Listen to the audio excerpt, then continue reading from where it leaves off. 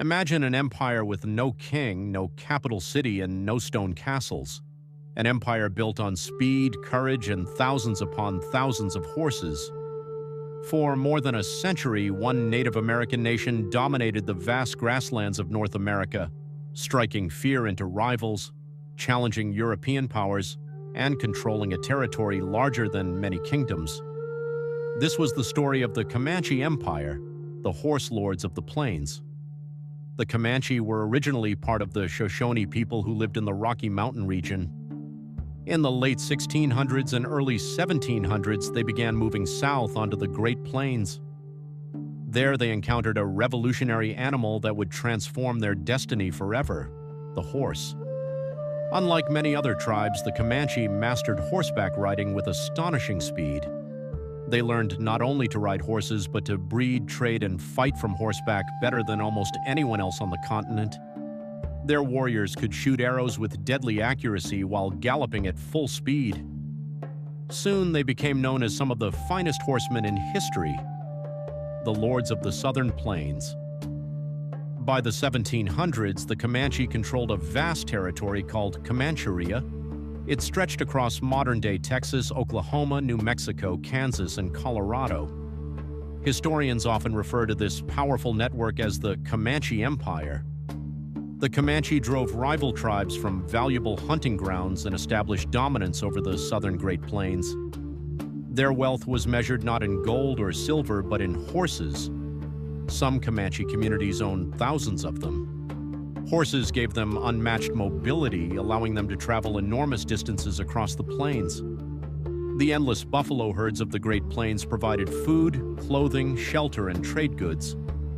Combined with their horse culture, this created a powerful economy that connected native tribes, Spanish settlements, French traders, and later American frontier communities.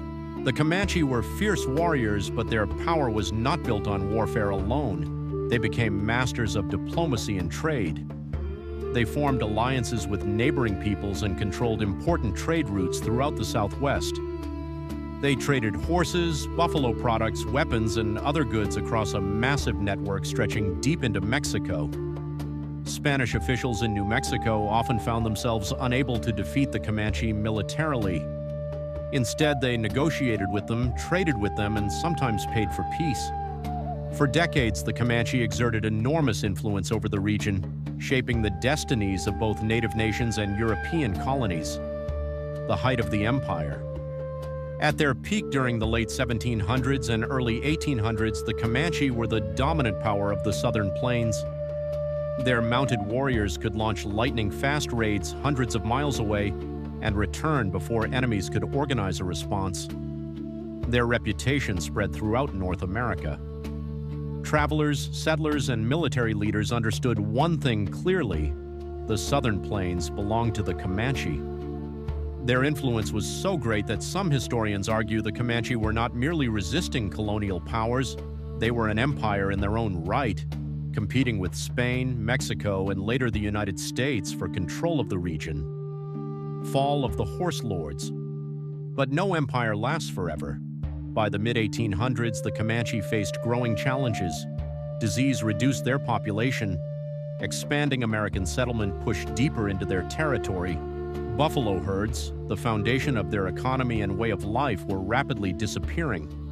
Severe droughts and environmental changes also weakened their vast horse-based society. After years of conflict with the United States Army, the Comanche were eventually forced onto reservations during the 1870s.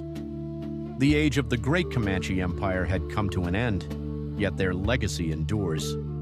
The Comanche transformed the Great Plains through extraordinary horsemanship, military skill, and political influence. They built one of the most powerful indigenous societies in North American history and proved that the story of America was shaped not only by European empires, but also by native nations of remarkable strength and vision. The horse lords of the plains may have lost their empire, but their story still rides across the windswept grasslands today.